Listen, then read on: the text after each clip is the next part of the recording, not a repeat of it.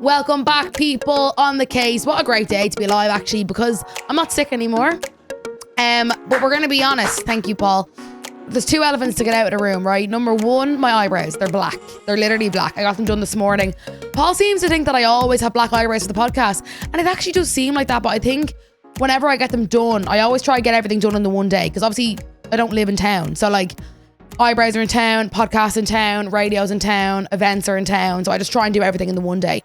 So the eyebrows are black, and some of the people in the office were like, are they going to be calmed down by the weekend? And I'm like, guys, do you even know eyebrows? Like, once I have a shower, put tan on and makeup on, they're going to be fine. And I like getting them tinted really dark so they last longer. Do you know what I mean? So they'll be in like their prime in like a week. But anyway, and then the other elephant in the room is that this is my second episode today, but this one's going to come out first. So I might seem low energy, but I don't think I will, because the first one was with Graham and Nathan. That was actually a fun episode. That was really fun. I could literally have talked to them for like 3 hours. So that just felt like a normal chat. So I'm here and I'm full of energy, guys. I am kind of finding it hard to get guests because I have a bit of like, I don't know if you call it imposter syndrome, but I get afraid to ask people in case they say no. I feel like I just need to do a bit of rejection therapy. Like, I've asked a couple of people over the last few weeks, and it's like, oh, I'm really busy, but maybe in the future, or like, oh, let me talk to my agent, let me talk to my team. And like, to me, that's a no. Do you know what I mean? Like, I think I'm low-key going to start shooting my shot and just texting people off Love Island. Like, obviously, they're probably going to be busy, and they're obviously going to want to go on, like, more high-profile podcasts in the UK. But, like, you want to tap into the Irish market, baby, I'm your person. I actually texted Priya, because I feel like Priya, I don't know, why do I feel like she'd just be up for anything? And I think she got a bit of a bad stint on Love Island. So I think I'm just going to have to swallow my pride and just start texting people. Say no, they say no. Like, you don't get places by not asking. And Paul made a good point yesterday. It's rare Paul makes a good point, but he did. He said that, no shade to Ava and Claude, but he was like, you need to get guests that people are going to be like, oh, they're on that podcast, I'm going to listen. Obviously, my like diehard followers love when I get my friends and family on, and I love getting my friends and family on.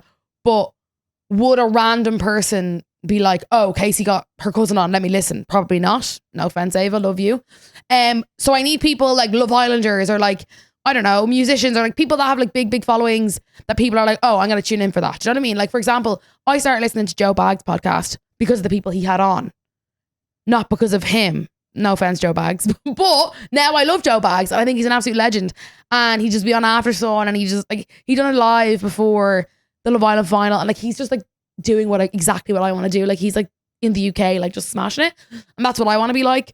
Like, I love all that Love Island stuff, pop culture stuff. Like, I just love all that. So yeah, it can be a bit disheartening when obviously the podcast, like, it's doing well. We've been getting sponsors and stuff, but obviously it's not world's biggest podcast. I'm not fucking the two Johnnies or Vogue and Joanne, you know? So yeah, and I'm used to, how do I say this in a humble way, succeeding in everything I do. So it can be rough when the podcast isn't like world famous or anything like that. And like, I don't know, I just feel like for the amount of followers I have, it should be doing better. That's my personal opinion. Room to grow, room to improve always. But yeah, I just feel like it's hard to convert people over to podcasts. Like, I have I nearly have 180,000 followers on TikTok, and I have like nearly 50k on Instagram. It's like 200,000 people. Now, I'm sure a lot of them overlap, like whatever, from the two apps. But like, you know, I don't know why I rant about this to you, because you are listening, so you don't need to be told all this.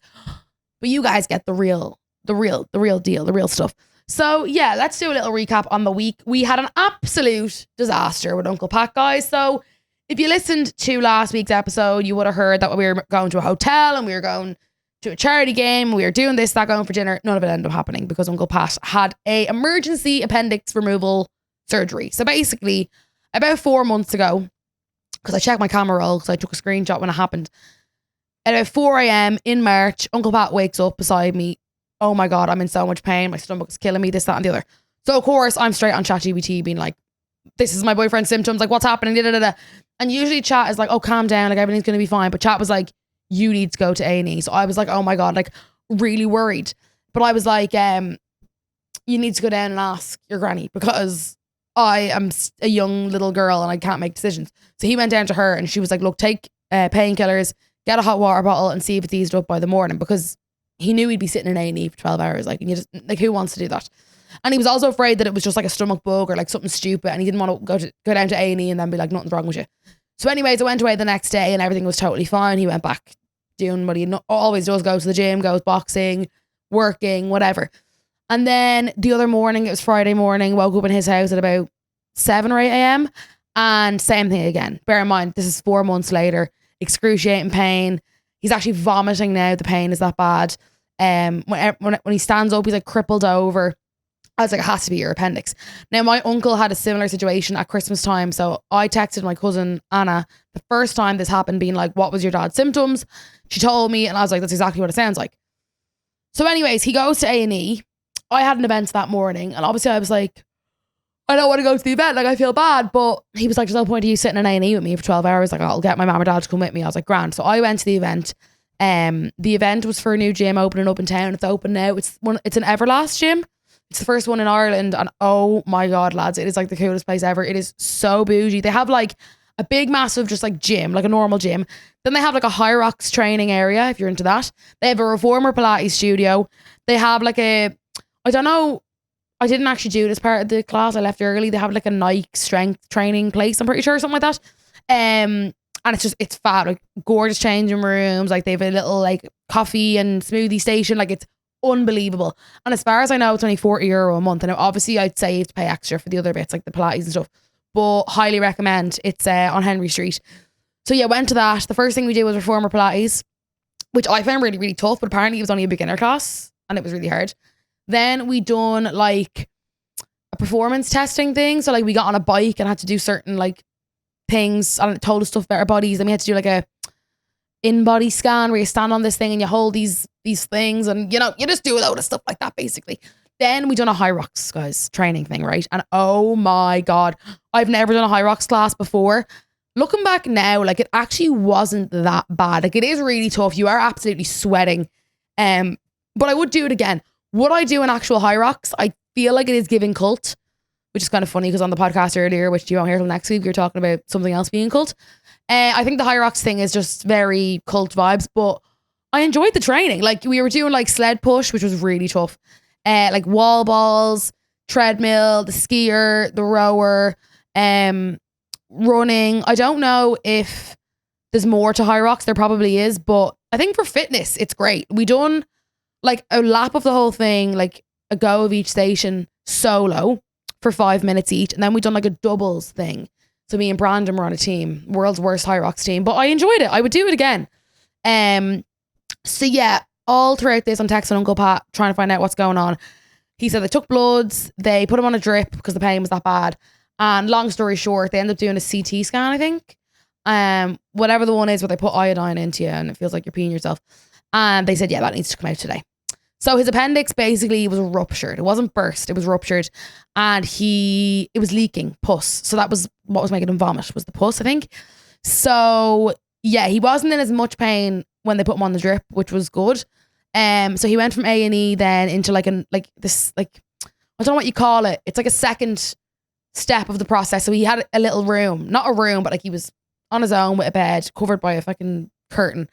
And honestly, obviously I have major respect for anybody that works in hospitals anyways, but after being in there now, like it was Tala Hospital, so shout out to anyone that works in Tala Hospital. I was in there for about an hour and I was like, get me the hell out of here. So anyone that works there has a literal calling to do that stuff because it's rough. Like you're dealing with people who are sick, who are fighting with you, who don't want to be, nobody wants to be there. Who the hell wants to be in the hospital? And it's just not the nicest environment. Do you know what I mean? But Uncle Pat was looked after very well. They said that they were going to try to get him into surgery as quick as they could. So I went to the hospital at about 5:30, 6, and they called him down for surgery at 7. So he'd been in A&E from about 9 a.m. to 7. So that's a long day. And I know people have worse and they've had longer days in A&E, but I'm just saying that's a lot of hours sitting around. So they done keyhole surgery, took out the appendix. He was gone for about 3 hours. So I was like, oh my God, like, where is this man? And he came back online then at 10 and told me that everything was fine. But yeah, so he got a doctor's note for the week off work. And I think he was a bit paro because obviously he just started his new job. And I'd be the exact same. I'd be like, oh my God, they're going to think I'm taking the piss. But like, you got surgery at the end of the day. And he kept being like, oh, like everyone gets their appendix out. And I was like, well, first of all, they don't. Like it is common, but it's not everybody. And second of all, you've literally had surgery. Like for some reason, my brother thought he'd be able to jump up the next day and play the charity game. I was like, are you actually dumb? Like, so I've basically been playing housewife for the week, and I've only actually realized now how much that he actually does for me now that he's sick, because he's basically just bedbound. Like he needs help getting in and out of bed. His stomach, they like pump you with gas. So his stomach is like making all these mad noises. And when you press on his stomach, it feels like bubble wrap. Like it feels like bubbles. And he's just quite weak. He's able to eat like a little bit, but he doesn't have much of an appetite. And yeah, he's just in a bit of pain. He's on these really strong painkillers, but I think today's his last day of them. But like I've had to like obviously help him in and out of bed, up and down the stairs, like make breakfast, lunch and dinner. Now, you know me, I'm not much of a chef. It is giving like air fryer food, but it's still, you know, doing it. Usually after we eat, he cleans up the plates, he cleans up the dirty food, he cleans up the bins, he does the dishwasher. I don't do any of that stuff. I feel like I have developed, what's the word? My sister says I have it. Is it voluntary incompetence? Weaponized incompetence. So I'm well able to do all this shit, but I just let him do it for me. And this is the first time I've ever like touched the dishwasher in his house. Like he slags me, and so does my dad. I'm like, I have a fear of bins. I have a fear of the sink. I have a fear of dishwashers. I just don't like touching like even if the dishwasher's clean, right? And there's no forks, and he says, I'll just get one out of the dishwasher. That freaks me out. But if it went from the dishwasher into the press or the drawer and then out, then it's fine. I don't know. I have issues. But yeah, basically I've been doing all of that shit that I never usually do. And yeah, he feels really bad, but I'm like, I first of all, I'm doing the bare minimum, like, you know, and second of all, you're literally sick. Like, and now I understand how my granny felt for years when she like nursed my granddad, because he would always still try and do stuff that he couldn't do. Like, I nearly said his name there. Uncle Pat keeps trying to like bend over and like grab stuff. I'm like, can you stop? Like, especially because it's his stomach, like it's freaking me out. But yesterday I came home and on the counter there was flowers, new pajamas from Penny's, a chocolate bar and a load of face masks. And I was like, where the hell did you get this stuff? You can't even get out of bed. He got his auntie to bring him up to the shopping centre and get me all that stuff reminding him. And I was like, I actually can't cope. And I was actually coming home for him with, I got cupcakes made. A girl reached out to me called Willow's Heavenly Treats. And let me tell you, they were heavenly. We got these muffins or cupcakes and they had Get Well Soon on them and Uncle Pat. And then these like little cheesecakes, these little Kinder cheesecakes, and they were lovely. So yeah, I had to leave him this morning because obviously I had to come in here and do bits, get the eyebrows done, priorities, and then I'm going to All Together now tomorrow, which I'm low key not prepared for whatsoever. We'll get into that in a minute. But yeah, so he's now abandoned till Monday, which is kind of stressing me out because his family are gone away for 3 weeks. Well, his dad's actually home because he's working, so his dad can pop up to him and like his uncle and his auntie and stuff, but like there's nobody in the house with him, which is kind of worrying me. But it will be a week since he got surgery tomorrow, so hopefully he is on the mend and, you know, doing better. But yeah, it was kind of scary, like, because if your appendix bursts, you can die, do you know? And the fact that it happened 4 months ago, like if he had just went then, would they have taken it out then? Probably. And also, imagine it happened when we were in Nice. That would have been an absolute shit show. First of all, we would have had to go to A&E in a different country. Second of all, he probably would have been more reluctant to go because we were in a different country. Then ultimately, he would have had to get it taken out. We would have had to book extra accommodation in Nice because we would have had to stay there longer. Like, surely he wouldn't have been able to fly. It would have been an absolute nightmare. And it's actually just lucky that it didn't happen like the same week as like EP or anything like that had going on. Like, luckily he didn't have anything major going on. Like, we were meant to go to a hotel that night. I cancelled it, obviously. And then I felt really guilty cancelling it because it was a gifted thing and like they had spent ages trying to organise it for me, and then I had to email and be like, I'm really, really sorry. Like, I would never cancel on the day of something, but like it was out of my control. And like both of us just felt like we were lying, even though like we just weren't. And then obviously the charity match was on Saturday. So a young lad from Navan, Jack Gibney, passed away recently of like young adult or sudden adult death syndrome, which is just shocking. He's actually played football with Jodie a few years ago. So a girl I know, Quiva, who I was telling you about on the podcast before, her boyfriend Mark was organising it. So we put a team in and Uncle Pat was like meant to be like the ringleader. So it was some of his friends and then some of like my people. So my brother was playing, my friend Sarah's boyfriend was playing, and then Uncle Pat was meant to play, and then some of his friends. But then Uncle Pat wasn't going because obviously he was appendix surgery. So Uncle Pat's friend ended up coming and bringing his friends. But I'd never met them. Like, you know, when like the person who links everyone together like isn't there. So I was like the link in the end. But it ended up being really fun. We actually had a really good day. It was in Navan in the MDL. Hadn't been there in years. They had like Red Bull there. Met loads of people there that followed me. Got a few pics, you know. Watched the games. The team ended up doing really well considering none of them actually knew each other. They won like six, seven games at... It's just brain rot. They won 6 or 7 games and then they got into the quarterfinal and they lost. But low key, we were kind of happy when they lost because we were like, right, we've been here for like 6 hours. But yeah, then that night he was getting out of hospital. So luckily, I don't want to say I didn't miss anything, but he was in the hospital the whole day anyway. So like I couldn't have been with him regardless. So he was discharged then at about 5 o'clock. So I drove up and got him and brought him home. And then, yeah, I've just been nursing him ever since. So that's the tea with that one. Let me check what else is on my list for this week. I had a couple of events. Oh, yeah. So I went to an event with Dyson on Tuesday in Kildare Village, which was so cool. And it was also like a really like exclusive event. Like there was very few people like invited that I actually knew. Like usually at all the events, it's all like the same faces, but like literally only me and Kaylee O'Connor were the ones like that I knew. But I met loads of other people that were really, really nice, and we got a fucking free Dyson. Now, come on. Right. Like what do you mean? I went to Kildare Village on a random Tuesday. I got given a Dyson. Now I have a Dyson already. One of the older ones. I forced my mom to get me one for my graduation from college, and I swore to her that I was going to use it. Used it for a week, never used it again. But it's because my hair is so healthy that it doesn't hold a curl.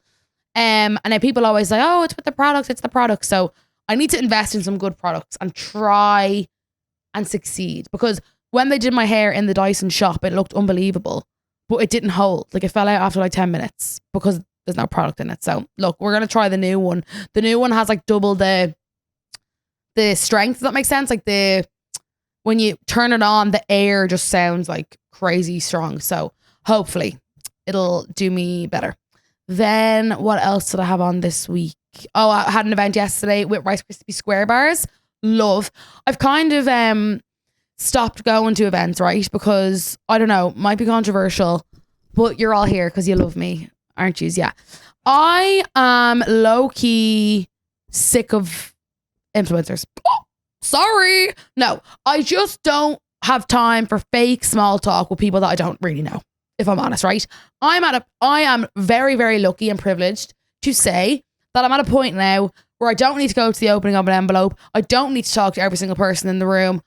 And I don't want to either. Do you know what I mean? Like, I'm so busy with work, radio, brand deals, podcast, boyfriend, friends, family, that I don't need to spend my energy talking shit to people that wouldn't talk to me if I didn't have a few followers. Am I right, Paul? Period. No, but like to put that in a nicer way, like these events, right? They're great if your friends are there, if you have people there that you're friends. But I have learned the hard way, the very hard way, but not everyone in the industry is your friend. It's like in any job, nobody in your actual job is your friend. Like, yes and no. Like there is people, like there is people in your job that you consider your friends, right? But there's very few people you work with that end up being like your best friend for life. Do you know what I mean? Like, do you get me? Do you get me, Paul? Yeah. So, and I went to an event recently and I was like, why am I here? Like, it was just a load of, oh my God, you look so gorgeous. Like, just shut up. I just can't be done with it. And I won't lie, at the start, I used to go to absolutely everything. And you have to, when you're trying to build up your profile and build up your connections and your whatever, you need to go to everything. You need to talk to everyone. But I'm 3 years in it now and I finally feel like I don't have to. And you have to remember, right? You don't earn money from these events. So you're given your free time to go. And of course, it's a privilege to be invited. You're getting free stuff. You're getting free experiences. But I'm now just being a bit more picky and choosy with what I go to. And I go to an event if I really like the brand, if I see myself working with them in the future, if I'm friendly with the PR people, or if I like the company, or if my friends are going, I won't go to the opening of an envelope anymore. And that's just the truth of life. Okay. So anyway, I got onto that tangent because I went to an event yesterday with Rice Krispie Square Bars, which I fucking love. I've been a stan of Rice Krispie Square Bars since I was in fucking primary school. So we did a spin class in Perpetua. I don't really like spin classes, but I actually really enjoyed yesterday. Kevin, I always mix them up. Don't shoot me. Is it Kevin from my grandmom? Kevin from my grandmom was instructing the class because he is a spin instructor. And he's hilarious and he's great. So we did the spin class. And then the whole like messaging behind Rice Krispie Squares is like do unexpected and be spontaneous and this, that, and the other. So they had a couple of surprises along the way, like mid spin class. Somebody just started playing the saxophone beside us, like on a fucking bike. I was like, where the hell did that come out of? And then we played Never Have I Ever while doing the spin class. And then also when we left the spin class, there was a whole orchestra, if you want to call it that. They had like someone on the fucking trombone, one of those big like they had like a fucking band outside playing music, and there was confetti, and it was a whole thing. It was actually a really, really good event. So loved that. But other than that, this week has been pretty quiet. I'm going to All Together now tomorrow with FM 104. I haven't been home in a week because obviously I've been minding Uncle Pat. I have no prep done. Have to go home tonight, scrub off my tan, put on fresh tan, wash my hair, dry my hair, pick 3 outfits, pack everything I need, makeup, fucking pajamas, warm clothes, camping gear. Guys, I haven't camped in 2 years because last year at EP I glamped, so I didn't need to bring anything. This year at All Together now, they've got us like a glamping tent, but there's nothing in it. So like we need to bring like mattresses and all that good stuff. And I'm not going to lie, I'm dreading it. I'm dreading going home tonight at 10 o'clock and trying to find all that shit. Like I actually just can't. But yeah, I'm hoping it's a bit of crack. It's my second year going down. Last year, it wasn't really my vibe because it's my first time going. The music wasn't really my style. But this year, I know a lot more of the acts, and a lot of my friends are going. Like Cloda's going, Claire's going, Fiona's going. So once I'm done work, I can kind of meet up with them. But yeah, I actually got all my outfits off Vinted. I ordered a load of stuff off Vinted, and I have to try it on later and see what I'm going to wear. But that's basically the tea. I'm trying to think about next week. Not that I can think of off the top of my head, but I do want to rant about something before I get Steve in here. Yeah, gonna rant. Okay, Paul's hyping me up here. AI posters. What the hell, right? And I'm the first person to say, and shoot me, I'm a fan of ChatGPT, okay? I do like ChatGPT, not for generating posters, not for marketing purposes. It's just sickening. You see these posters, whether it's in your local coffee shop, like on the like bulletin board, whether it's on Instagram pages. It is so lazy, so boring. I hate it. I hate it so much. It looks so tacky. It looks so cheap. They all are the same poster, different fonts. They have the same, like, the date and the time and the little fireworks. Oh my God, I hate it so much. Spend 100 quid on somebody to do you up something on Canva, okay? Because it just looks shit for your business. It really, really does. Oh no, anything like, I can't even, it just pisses me off so much. And then like, I was like low key, like, do I sound hypocritical saying this? Because I use chat. I use chat for like other shit. I never use chat, well, except for to generate me at the Met Gala. That was a whole other thing. But never for marketing purposes. You will never see me using AI to promote something, ever. Actually, let me just make sure that's not going to affect any brand deals. No, I'm joking. As in, I won't ever generate an AI poster to promote something. That's never happening. So yeah, I want to know people's opinions on AI posters. And if you're, and like, even like some businesses that I really like, and I'll be scrolling on Instagram and I'll be like, oh, why did you use AI? And if you're going to use AI, make it look like it's not AI. Do you get me? Like, oh, so annoying. Anyways, have I talked for long enough, Paul? Okay, great. That's amazing news. We're going to go with Steve now for the last Avoid and Catch Up, and we're going to do some dilemmas. Right, lads, we were debating this in the group chat the other day, and I want to settle it once and for all. Is dropping your chewing gum on the street actually littering? Nearly 1 in 4 of us don't even think it is. Let me tell you right now, it 100% is. Look, we all love a piece of gum when we're out and about, but the absolute ick of somebody spitting it out onto the ground when they're done, hard no, absolutely not. Lads, spitting your gum on the ground is littering, plain and simple. And did you know littering your gum on the ground can land you an €150 fine? Imagine throwing away €150 that you could spend on a night out instead of walking 2 steps to a bin to bin your gum. So enjoy your gum, keep your breath fresh, but let's be sound about it. It is so easy. Wrap your gum up and pop it in the bin. Do the right thing, lads. Bin your gum when you're done. Welcome back, people. It's a great day, but also a sad day. Because it's our last Love Island debrief with Steve. Hey. Oh, Steve, what a day. Yes, I know. It's over. It's all over. It's been great, though. It's been great. It's been really, really good. Yeah. And just before we get into the highlights, I'd just like to welcome, I guess they're going to say Praden. Praden is now in the building, as in, not in this building, as in, but they've arrived back in the UK as one. And have you seen any of the clips on social media? Like, I think they're kind of getting back together. Right, okay. There was a TikTok that went up of them in the airport and they kissed in it. Oh. And you might have noticed in the final. Okay. Aiden said that they had kissed after the villa. So that's right. I think maybe they might run things back for a while. Yeah, now it's about making money now, really. For sure. Yeah. They need to do a few PR stunts. Yeah. So, okay, before we get into the money-making thing, the final was great. I was right, wasn't I? And you were absolutely right. It was a shame. I thought Simba and Angelisa would have came in second. I would have liked to seen them second. Yeah, you know what, right? So I had predicted with you that they'd be third. But then I was actually in the moment, I was like, you know what? I think they're going to be second. Yeah, But it was really tight, apparently. It was. Yeah. Because Love Island post the percentages after. And I think it was like 26%, 27%. Like, it was literally a percent between them. But I think Tommy just fecked it at the last minute. He did. Like, they could have been in the final. I really felt it for Yaz. Because she went in there with a secret mission. She was with Aiden, with Lorenzo, and then with Tom. And she done really well for the whole thing. She did. She was really good. And she was always cuddling. Yeah, and she was always really nice. Yeah. I don't think she done anything wrong in the whole thing. No.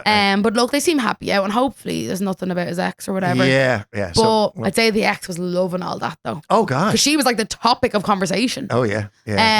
But yeah, we do have our winners. Yeah. Lorenzo and Yulia. I know. Oh, I think they deserved it. Yeah, it was very good. And Yulia right in there. We're going to move in together. Yeah. They are like, people are saying they need like a Dior like campaign or like something like, because they both look like supermodels. Oh, they're great looking. Yeah, it was just, and I think Lorenzo just kept laughing. Like, he thought it was hilarious. Yeah. I think that, when you look back at the very beginning, I always remember with Lorenzo, there was a movie and, what was the name of the movie? It's driving me nuts with, Brad Pitt was in the movie. Okay. And Brad Pitt played this character that literally it was like this the whole time. And that's the way Lorenzo was at the beginning. Like, the girls are talking to him and he's just like, oh. But as time went on, I've never seen such a change in that somebody, way. yeah. Because he was quite shy. I don't know if he was shy or didn't know what to say. Yeah. But as he moved along, I thought he came across so well. He did. But I feel like for everyone on Love Island, people either love them or hate them. So I was looking at the other side of the Lorenzo thing. And some people are like, oh, he's a 28-year-old man. Why are we hyping him up so much for going exclusive? Because people kind of baby him a bit. Right. They're like, oh, Lorenzo, he's finally made it exclusive. And like, people said that he kind of meddled in a lot of other people's business. Oh, yeah. But I don't know. I liked him. Yeah, no, I liked him. Yeah, I thought he was very good. Exclusive thing didn't really bother me at all, one way or another. I just enjoyed watching him, and he was chatting to different people. And even the idea of, being mates with a lot of the folks that had been through, a bad time. Yeah, he was really there for people like Ellie, Jasmine. Yeah. It just, and you know what was funny though? The fact that him and Jasmine were still in the final together, but not actually together. Like, who knows? Maybe they'll run it back someday. Even though they won, who's going to make money out of this thing? Who do you think, besides Lorenzo, who do you think they're predicting is really going to make some money out of this? I would say Jasmine, because she's already an influencer. And she obviously looks like a fucking model. Like, and her sister models. That's right. For was it BB? No, BB. Bella. Bella. Yeah, because I was scrolling through Instagram and I follow an account called Oh Polly, if you're familiar. I get a lot of clothes from there. And I was like, is that your one Bella? So like she obviously models already. So I would say Jasmine. Who else? The girls tend to do better. Yes. I think. Okay. Charlene makes money already. Okay. But I'd say she'll make even more money now. Okay. Ellie. Okay. I don't know. Okay, so first thing is Charlene has already launched her third makeup collection. With Cash Beauty. Yeah. I love how you know this. Yeah, this is and so funny. Just kicked in. So I was looking at, who's going to make money, who's kicked this whole thing off. Yeah. Charlene was the first. And I'd say that was obviously pre-planned. Yes. Now, obviously, so this, I seen on her Instagram that they've been planning this since January. But I'd say once Love Island was in talks, they were like, let's launch this when you get out of the villa. Because people are going to want to know. Yes. But I actually have makeup from that brand. Okay. Cash. I use it all the time. It's great. Okay. Yeah, it's an Irish brand. So that was great timing from them. It was. Yeah. It's literally a couple of days and she's done it. So who's going to earn the most out of the villa? Top of the list is Ellie.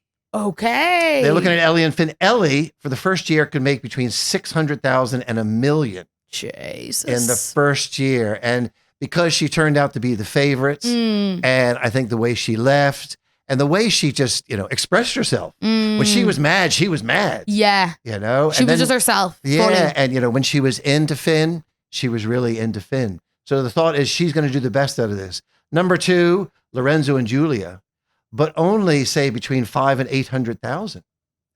Pennies. 500,000. 500,000, 800,000. I wouldn't get out of bed for that. Yeah. Paul knows too and well. then Cav and Jazz, 300,000 to 500,000. So I was quite surprised how low they were because I know you mentioned that Jasmine does have something going on at the already. moment. Like she's done influencing before. Yes, yeah. So I'd say she'll get a lot of like fashion and beauty stuff. Yes, yeah. But it was brilliant that Ellie is top of the list, and I think she will. She looked great at the final.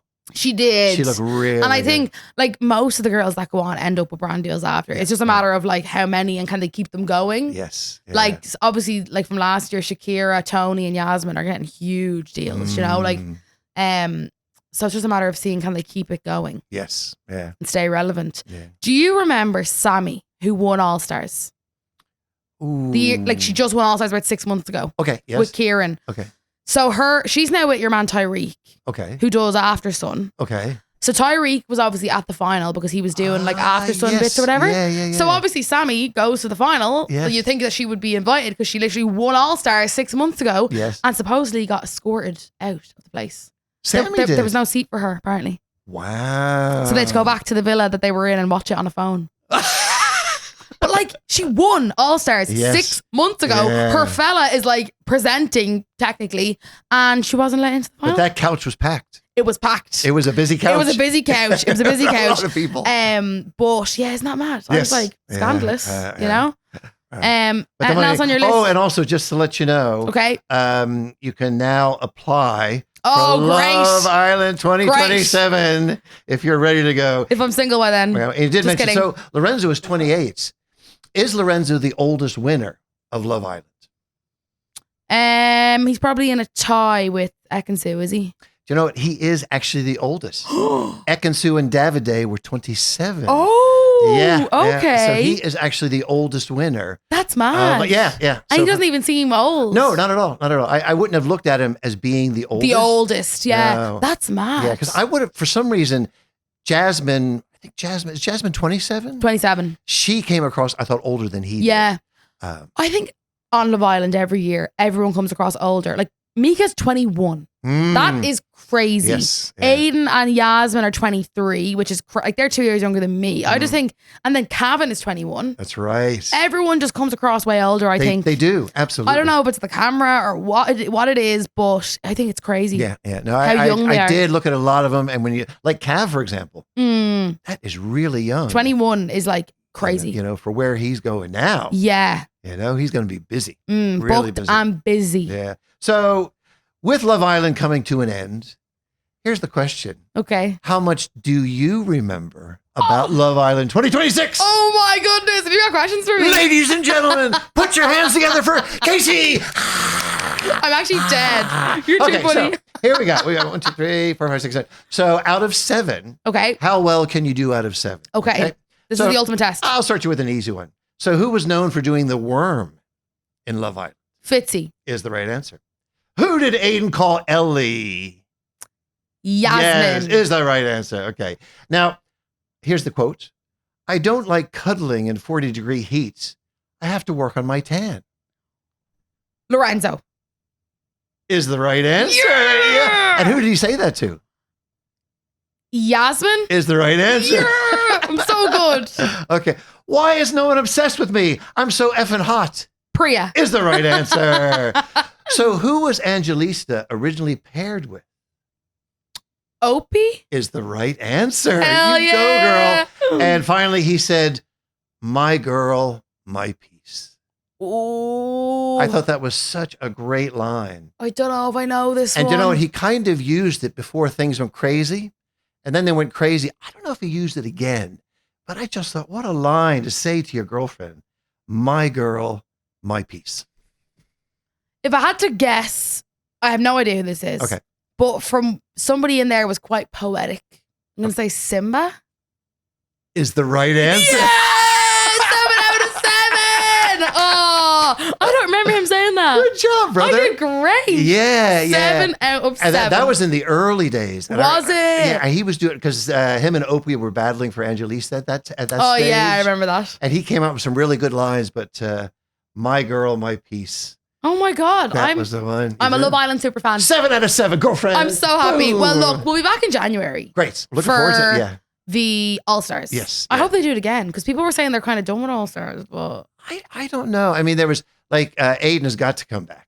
for sure. You know, they could bring Priya back. Yeah. And I You know? really liked Robin, who went out very early. Yes, she was very The liver good. was she liver? Yes, that's right. Liverpudlian? That's right. Yeah. Loved her. Yeah. And Charlene could come back. Yeah, again, I feel like there's so many people now that don't get on for long enough that they just run them back for All Stars. Yeah. Like Shirley, like just give us more TV. Yeah. It's all we want. And you know, I think that's a really good point is that you see some folks, and it'd be interesting to see the voting or how they came across. And I'm sure producers are saying, you know, they actually came across quite well, but they weren't there long enough. So they could have added more to it. So yeah. We also need the Irish vote. Yes. When is it going to happen? You can't bring in Irish Islanders and not have us vote. I know. And Absolutely. it's on an app. Like, no, and it would just make it so much more. You'd feel more involved. Oh yeah. We feel a bit removed. Yeah. And as the years have gone on, there have been more and more Irish in there, Mm-hmm. and they've been coming across really well. Like this year we Really had so. 3. Yeah. Nearly forgot about it. Remember Victoria? That's right. Near the start. Yeah. She was Irish too. So we've had 3 this year. I think Yeah. there's 3. But even last year with Jack. you know? Yeah. I mean, Jack was great. Yeah, Jack now went he really started, well. it was a bit rough, but as he went on, he got better. He was trying hard, trying to get in there. And that would have been great for me. Yeah. That would have Yeah. been really good. Yeah. And Andrada. Oh, yeah, that's right. Your buddy. My buddy Andrada, actually, she's actually the queen of rage bait, right? She posted a TikTok the other day with Jack. Did you see it? No. She posted a TikTok with Jack Keaton, right? And it got like 1 million views. Let me get it. Wow. Like she knows how to get views. Like she knows what to say. So she put up this TikTok, right? 1.2 million views. And it goes, drink when you see someone hot, and then they look at each other. Oh, So obviously, like, very. then she puts this up last night, 1.5 million views. Her, and do you remember Ben from her series? Oh, yes. At the National Television Awards. Oh, wow. So she knows what she is doing. Very good. Let me so tell she ya. could be Oh my back God, in. yeah, she needs to be Because there back was in. a thought we had talked about maybe she would be in for this Yeah, one. she was meant to go in for the most recent one, but then she Yeah. didn't fit the storyline or whatever. Yeah. Okay, guys, it's been emotional. I'm thanking Steve for his service, but he's going to stick around for some dilemmas, aren't I you? will. He will. Great. Right, back in a minute, guys. Welcome back, people, on the case. Best case scenario. Lost train of thought there. So we're giving people our best case scenario for their problems. Guys, I actually got loads in, so I'm not going to do them all. But if I forgot yours, send it again and we'll keep it on file, won't we, Polly? Okay. This isn't really a dilemma, but I'd love some advice. This summer, I've been struggling really badly with anxiety and very bad overthinking to the point where I can barely sleep some nights.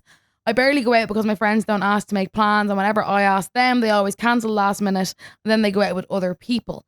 The anxiety has me convinced that everyone hates me and I don't belong anywhere and I'm the last option. Even my daily routine, things like going to the shops and going training, I always feel so anxious. Any tips on how to deal with this, as I know you've been through this before? By the way, you've helped me so much and your videos always make my day. And yes, I'm sending this on my private account because I have anxiety about sending it on my main. Lol. So fair. Okay, we've got a lot of anxiety going on right now. A lot. Well, Steve, you're significantly older than me. What's your old man advice? It kind of, maybe the idea, I mean, with a lot of anxiety, you kind of have to get out of your head. You do. So do you go to the gym on a regular basis? Mm-hmm. Get in there. Exercise is brilliant to clear your head, get all that out of your head. Yeah. So start off the day in the gym if you can, or do something, some walk, kind of exercise, something like that, go right? for a coffee. And then you're ready to move on to the day. With your friends, that's quite interesting. I don't know how close you are to them. Mm-hmm. Have you had issues with your friends? But if you have one or two that are very close, that you're close with, hang out with them or find out something that they really like to do. Yeah. And maybe give that a try. Like I've gone through periods where, especially because I do social media, I'm like, oh my God, everyone hates me.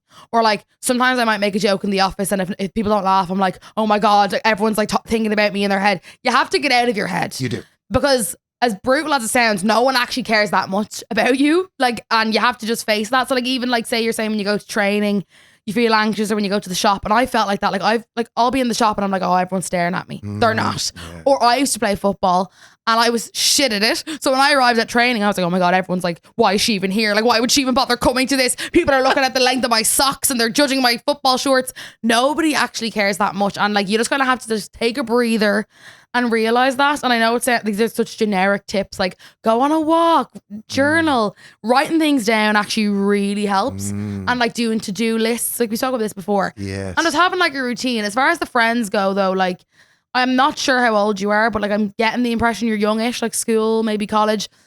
If people are cancelling plans with you and doing things with other people, they're not your real friends. And as Steve said, if you have one or two that you're close with, whether it's people where you live, family members, cousins, stick with them. Because from someone who doesn't talk to anyone they're in school with, these people won't matter to you in 5 years' time. That's good. Like family members, cousins, that's always a good shout. Yeah, because they're forced to be with you for life.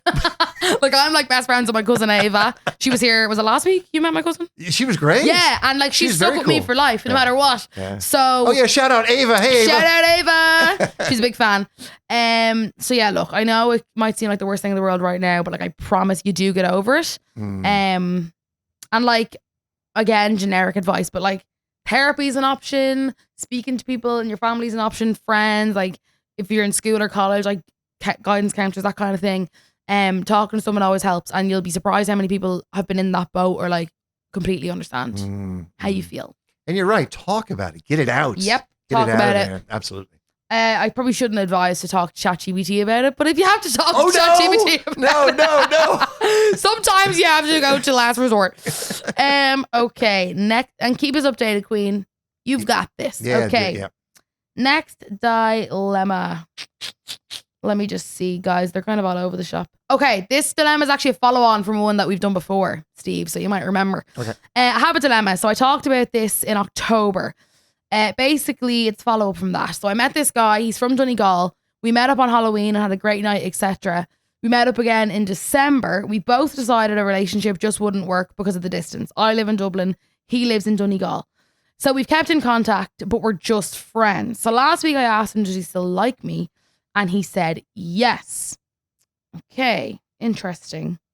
Then I've been wondering ever since, like, will we ever become boyfriend and girlfriend? Because I seriously can't move on from him.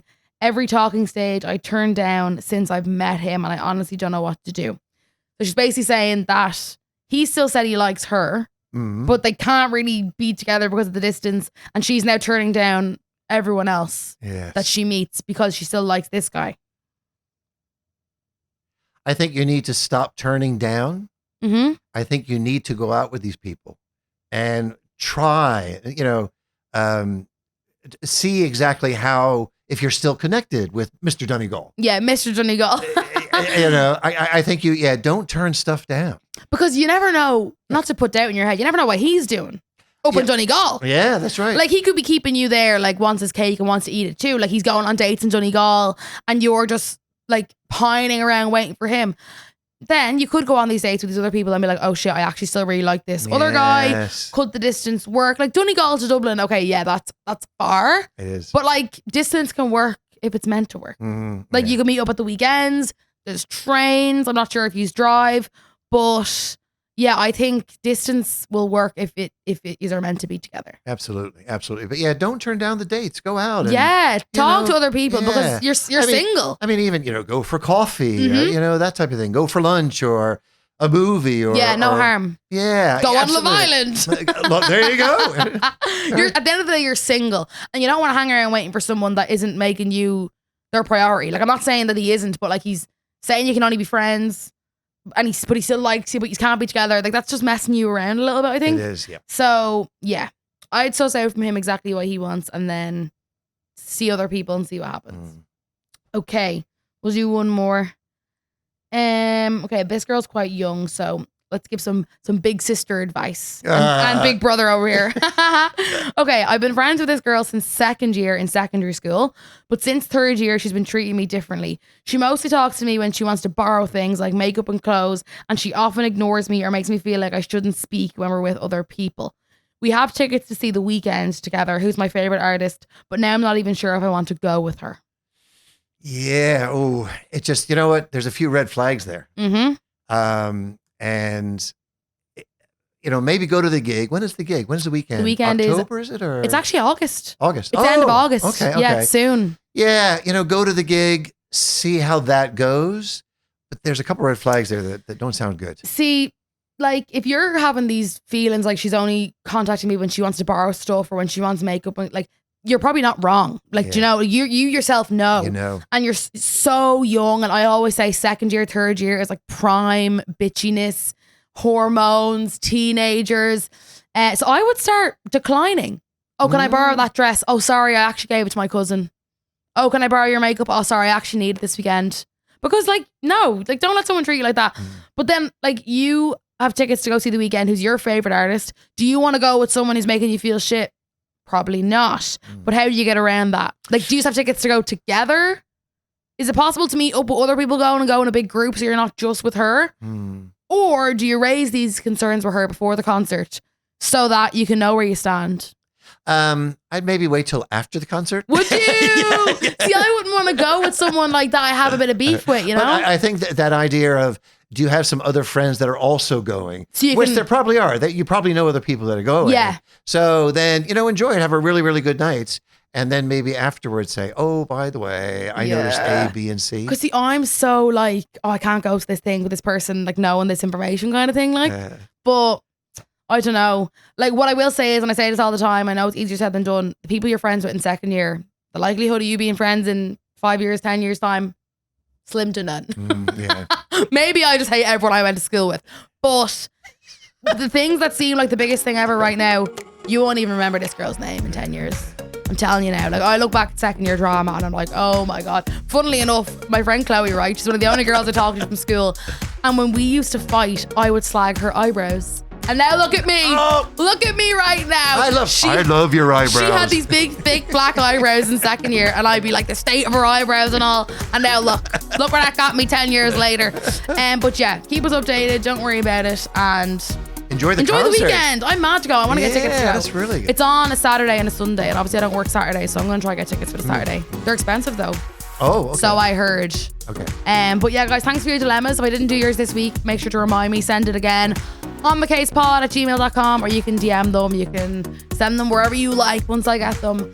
And thanks for listening. Steve, it's been emotional. You got it, brother. We'll see you very soon. Absolutely. And guys, like, share, tag, do whatever you have to do. And see you next week. Love you. Bye. All right.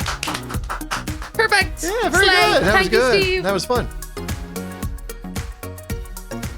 If you're looking for your next major binge watch this summer, then you need to dive into the suspense and seduction of the new drama, The Shards. It's about a group of young people. Set against the vivid backdrop of 1980s Los Angeles, the series follows a group of privileged high school seniors at an elite prep school. As they navigate identity, sex, jealousy, obsession, and the dangers lurking beneath. Everyone loves a good coming-of-age story. The world begins to unravel with the growing terror of the trawler, a serial killer targeting teenagers across the city. The girl is missing. What do you mean missing? There's something going on. AV Club, hit it. From executive producer Ryan Murphy, The Shards is a spectacle you will not want to miss.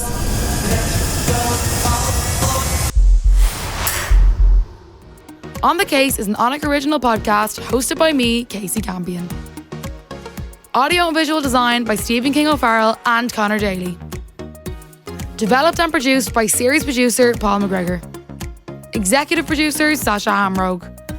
New episodes of On the Case come out every Wednesday on all podcast platforms, and you can watch full episodes on YouTube.